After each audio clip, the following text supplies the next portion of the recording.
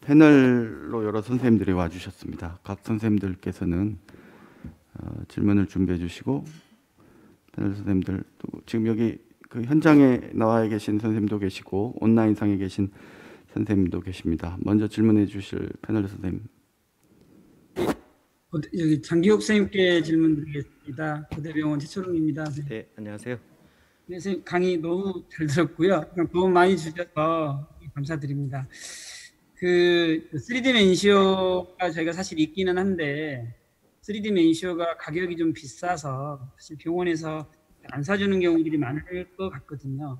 그래서 그 아까 좋은 팁을 주셨는데 버추얼 모드 좋은 팁을 주셨는데 이 3D 맨시오가 없는 경우에는 어떤 선택의 팁이 혹시 있을까요, 선생님?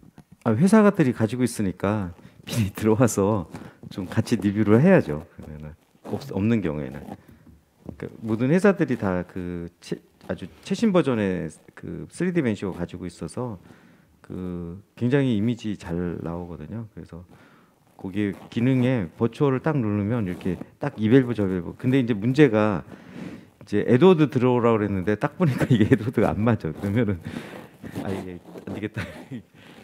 그렇게 하는 게 좀 약간 미안하긴 한데 그 좀 친한 회사랑 같이 이렇게 그거를 좀 보고서 뭐 이번에는 안 될 것 같다 뭐 이렇게 하는 게 뭐 적합할 것 같습니다.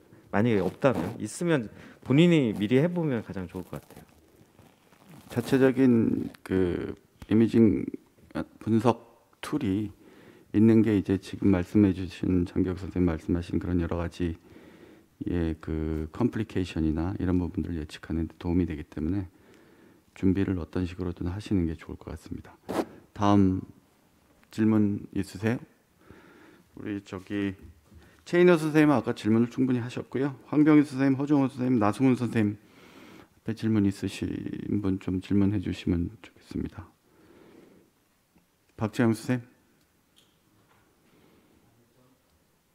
저는 시간이 없으시다 그래서 마지막에 남으면 하려고 했는데요. 네. 저는 진짜 오늘 너무 많이 배워서 정말 좋은 세션 초대해 주셔서 감사하고 세션 구성도 정말 우리나라에 내놓는 모든 대가분들 다 모아놓으신 것 같아서 감사합니다. 일단 로타에 대해서 좀 창피한 질문인데 황병희 선생님 만약에 메인에 디지즈가 있을 때 이제 서코 와이어 아까도 이제 CTO 케이스에서도 나왔던 비슷한 상황인데요. 서코 와이어를 안 한 상태에서 LAD 지금 로타를 해야 되는 경우가 많이 있지 않습니까? 상당히 주저되는 경우가 많은데 관련해서 어떤 팁이나 아니면 뭐 어떤 디시전에 메이킹하는 어떤 방법 같은 거나 이런 게 있으신지 궁금합니다. 레프트 메인에 병이 있는데 그러니까 서코스의 그 트루 바이포케이션 같은 경우에 네네. 이제 로타 LAD 로타를 하려는데 서크 와이어를 빼야 되잖아요. 그런 부분에 있어서 상당히 리스크를 안고 하게 되는데 아까 그 교수님 CTO 케이스에서도 하나 네네네. 보였었거든요.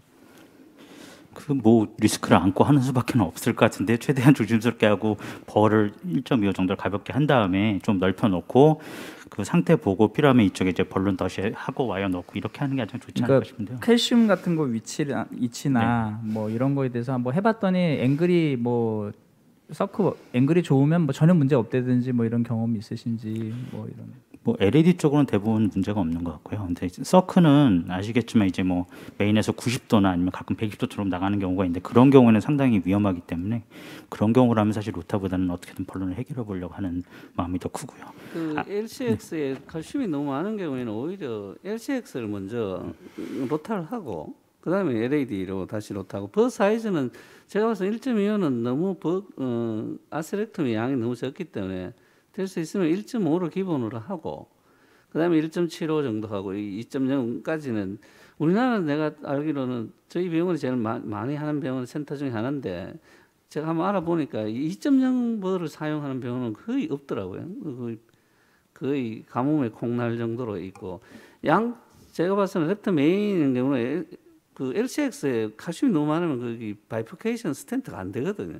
그때는 LCX를 먼저 갈고 와이어를 차례차례로 그다음에 디벌킹 하기 때문에 루멘이 컴프로마이즈 되는 게 거의 없고 컴프로마이즈 되더라도 다시 리와이어는 가능하고 충분히 가능하고 칼슘을 갈아냈기 때문에 다음 와이어링 하는 거는 굉장히 쉽습니다. 그래서 먼저 LCX를 먼저 하고 그다음 차례대로 이렇게 하시는 게 좋고, 그다음에 요즘은 트랜스레디알을 많이 하기 때문에 트랜스레디알로 로타를 이제 하는 경우가 많은데, 기본값이 이제 트랜스레디알인데, 지금은 6프렌치라도 그 루멘이 1.78, 1.80 정도까지 나오기 때문에 1.75 버까지 1.75까지 되거든요. 그다음에 칼슘이 너무 많은 경우에는, 굉장히 두꺼운 경우는 그게 그 100 마이크로미터가 이래 넘거나 이런 경우에는 1.25, 1.5로 갈아도 이게 옵티멀한 그 리절트를 그 스텐트가 서브 옵티멀 하기 때문에 충분, 제가 봐서는 조금 로타를 하실 거면 상당히 이렇게 칼슘 양을 보고 버 사이즈를 업해서 한 번 더 하는 게 좋은데, 제가 이제 스텐트만 넣으려고만 하면 뭐 1.25나 1.5도 갈아도 되지만, 실제 내가 좀 옵티멀한 리절트를 얻으려면 그 충분한 아스력툼이 돼야 된다는 거고, 그다음에 그 스텐트가 있는 경우에는, 옛날에는 스텐트가 언더 익스펜션 했을 때 로타에서 뭐, 근데 지금은 스텐트는 굉장히 그 와이어 스텐트가 금속 합금으로 만들어져 있기 때문에 로타블레이션이 되지 않습니다. 그냥 끼어가지고 아까처럼 끄집어내야 되는 그런 게 있기 때문에 스텐트를 넣고 나서 옵티마이제이션이 안 됐다고 해서 다시 그 스텐트를 가려고 이렇게 로타를 하는 거는, 제가 봐서는 그 옛날에는 가능했을런가 모르지만 지금은 거의 불가능하니까 미리 로타를 하고 스텐트를 옵티마이제이션 해야 됩니다. 베일아웃 개념은 안 된다 그 말이신 거죠. 그래서 리전 모디피케이션이 초창에 하는 게 중요할 것 같고, 바이파케이션 리전에서 거듭 말씀드리지만 디볼킹이기 때문에 컴프라마이즈 되는 경우는 그렇게 많지 않은 것 같습니다. 다음 나승원 교수님한테 질문이 하나 있는데 해도 될까요? 네네 네 나승원 선생님한테 해주시면 됩니다. BTK 강의 잘 들었습니다. 여러 가지 가이딩 카테타 중에서 하트레일을 여러 번 써본 경험을 보면 부지된 현효과도 있고 BTK에서 매우 유용한데, 최근에 너무 보험을 BTK에서 못 쓰게 좀 하는 경향이 있어서 저희 병원에서는 지금 사실상 못 쓰게 돼 있거든요.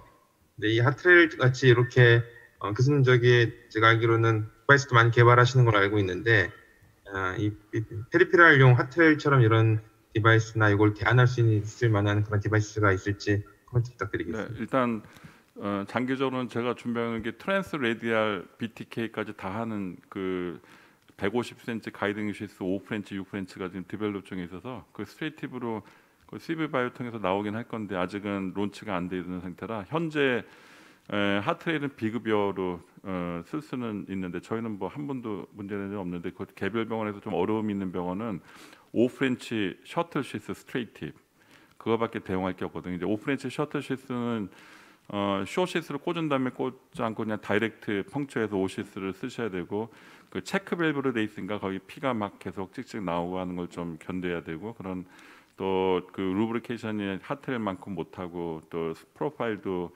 비교적 커서 좀 구겨 넣기도 어렵고 단점이 많은데, 대용할 수 있는 현실은 그 5프렌치 스트레이트 셔틀 그거밖에 없을 것 같아요, 현재로서는. 5프렌치 테르모 글라이드 카세타도 좀 유용하게 쓸 수 있지 않나요? 5프렌치 테르모는 가이딩으로는 못 쓰니까요. 그거는 엔조 카세타밖에 안 되니까, 풍선하고 와이어하고 풍선을 넣으려면 최소한 5프렌치. 근데 코로나리 5프렌치 가이딩 카세타에서 멀티 가이딩을 쓰는 방법도 있는데, 이건 앵귤레이션이 돼 있고 더 뻣뻣해가지고 별로 또 그 뻣뻣할수록 팁 인저리를 줘서 오히려 다이스색을 초래할 수 있어서, 제일 리플레이스 할 수 있는 카세타는 5프렌치 셔틀 슈스밖에 없을 것 같아요. 가이드 질러는 어떻게 하잖아요? 가이드 질러도 하트레일처럼. 가이드 질러는 모노레일로 따라가는 거라 네. OTW로 풍선 딜리버리 뭐 하고 뭐 이렇게 하는 거는 어려울 것 그러니까 같거든요. 제 말은 가이딩 카세터로 네, 이제 컨트라스트를 쓸 수가 안셀이나 없어서. 다른 가이딩 카세터를 그 BTK 리전까지 저 팜니티알 레벨까지 갖다 놓고 글라이딩 카세터 같은 아주 5프렌치 루브리컨트한, 가이딩, 네. 멀티 가이딩 가서 넣고 이렇게 하지만 디바이스를 여러 개 써야 되고 컨버썸하죠. 네. 그냥 저 현재로서 그냥 심플하게 하려면 셔틀 쓰는 밖에. 네, 박지영 선생님. 네, 감사합니다.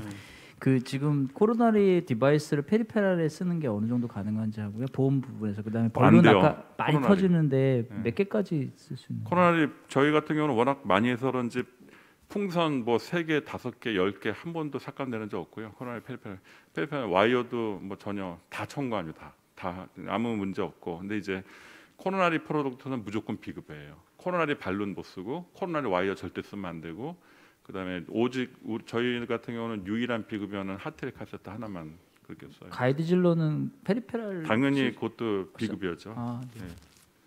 네, 코로나리 마지막으로 거는 허정호 선생님한테 그 질문을 해주시면 감사하겠습니다. 300병원 양태현입니다. 네, 허정호 선생님한테 질문 한 개 드리겠습니다. 네, 여러 가지 상황에서 볼 수 있는 케이스들을 많이 보여주셔서 감사하고요. 그리고 뭐 안티그레이드 와이 어프로치에 대해서 여러 가지 와이어를 보여주셨는데 본인의 가이드 와이어 처음에 시작하는 거랑 에스컬레이션, 컬레이션 하는 스트래티지나 안 그러면 우리나라에서 가능한 이런 안티그레이드 와이어 방법에 대해서 조금만 간략하게 설명해 주시면 감사하겠습니다. 네, 이제 저 아마 케이스가 너무 많아가지고 이제 못 보여드리는 부분이 많은데 이제 가장 기본적으로 이제 인터미디엇 이제 리전 같은 경우에는 처음부터 가야 시리즈 들어가진 않고 보통은 UB3 정도로 한번 이제 이게 이제 셋팔 채널 아니면 채널이 좀 있는 걸로 보이면은 필드 XT로 이제 많이 들어가고요. 근데 채널이 없고 이제 스톰프리 쓰고 이제 그 정도 같으면은 일단은 UB3 정도로 이제 텍타일 이제 필링을 한번 보고 만약에 이제 거기서 안 되면은 이제 가야 시리즈로 이제 넘어가는데 가야 시리즈를 이제 프록시멀 캡을 깨고 나서는 항상 이제 그 다음에 디셀레이션을 디에스컬레이션을 한번 생각을 해봅니다. 왜냐하면은 가야 시리즈가 아무리 인터미디엇 이제 그 포스라고 해도 이제 한번 서브 인티마로 들어가면 그다음 복구하기가 어려운 경우가 많기 때문에 디에스컬레이션을 해서 필드 XT나 아니면 다른 와이어로 이제 디에스컬레이션 해서 이제 들어가고 따라서 이제 마이크로 카테터를 이제 진입하는 걸로 이제 가장 기본적인 방법을 하고 있습니다. 네, 마지막으로 혹시 패널 분 중에 아직 그 질문이나 코멘트를 하시고 싶은 선생님 있으면 저 포항 S병원의 정용석입니다. 네, 저 질문도 안 하고 아무것도 안 했는데 네. 허정호 교수님 마지막 그 케이스를 저도 그때 온라인으로 같이 그 시청을 했는데 박 교수님 그때 시술을 하실 때 처음에 CTO로 시작했다가 레프트 메인으로 바이포케이션 이렇게 끝내셨는데 굉장히 보면서 굉장히 만약에 내가 이런 케이스를 내 혼자 했으면 어떻게 됐을까 이렇게 생각을 많이 했었거든요. 그래서 저희들도 박 교수님하고 시술 같이 하기도 하는데 안테그레이드를 사실 페일했을 때 리트로그레이드를 들어가기가 사실 좀 부담스러운 게 많은데요. 허정호 교수님 생각에 처음에 베이직하게 NGO를 했을 때 언제 리트로를 이거는 생각을 해보고 처음부터 들어가야 되겠다라고 생각을 하시는지 그런 거 팁을 좀 말씀해 주시면 감사하겠습니다. 이게 셉탈 채널이 좋으면 저는 최근에 무조건 한번 넣어봅니다. 왜냐하면은 그 셉탈 채널로 이제 마이크로 카테터로 인게이지를 했을 때 훨씬 더 콜라테럴 플로우를 잘 볼 수 있는 경우도 많기 때문에 셉탈 채널을 한번 넣어놓고 이제 내비게이션을 해보면 생각보다 쉽게 들어가는 셉탈 채널이 생각보다 많거든요. 그런 것들을 이제 찾아서 아마 하시다 보면은 리트로그레이드 어프로치를 할 수 있는 케이스를 생각보다는 많이 얻을 수 있을 것 같습니다. 제가 부연설명하면 그냥 이게 무계획적으로 그냥 안테그레이드 계속 하다가 보면 시간도 많이 지나고 이제 또 컴플리케이션 그러면 그때 이제 리트로그레이드로 옮기려면 시간도 너무 많이 들고 언제 다 하냐 갈 길이 먼데 그 처음부터 플랜 ABC를 세워서 되게 이제 한 20분 내지 30분 정도 안테그레이드를 한번 해보고 어차피 레트로그레이드를 하려고 해도 안테그레이드 프레퍼레이션이 필요하기 때문에 그래서 계획을 세워서 20분 내지 30분 정도 안테그레이드로 어떤 아이버스 가이드를 하든지 어떤 게 캡을 뚫어보겠다고 하고 레트로그레이드 할 때는 채널을 몇 개를 반화해야 됩니다. 셉탈 채널을 할 건지 에피카델 채널을 하는지 여러 채널 중에 어느 거를 제가 먼저 선호를 해보겠다 하고 그게 가능하면 그쪽으로 하고 안 되면 다른 또 채널을 사용해야 되기 때문에 항상 어떤 채널을 지금은 이제 굉장히 가는 채널도 많이 아주 톨처스하고 에피카델 채널은 또 굉장히 프레자일하기 때문에 또 럽처 이런 것도 좀 생각해야 되기 때문에 자기가 어떤 어느 채널을 미리 이제 조금 리뷰할 때 염두에 두고 마음에 계획을 세워놓고 ABC를 반드시 해서 그 계획대로 하면 성공률이 굉장히 높은데 그냥 한번 해보지 해가 안테그레이드 하다 보면 시간만 짠뜩하고 이래 조영제도 많이 사용하고 한자도 힘들어하고 그래 되면 이제 또 다음 기회에 해야 되는 그런 경우가 있습니다. 그래서 항상 그 허정호 선생님 하듯이 근데 너무 처음에 안테그레이드 시간 너무 지금은 많이 소요하지 말라고 이렇게 권하고 있습니다. 셉탈 채널이 무조건 한번 해보는 거에 대해서 동의하십니까? 허정호 선생님이 말씀하신 무조건은 아닙니다, 선생님. 무조건은 아니고 네, 알겠습니다. 네, 여기서 오늘 뭐 지금 한 30분 정도 더 시간이 오버되면서 열띤 디스커션까지 해주셨습니다.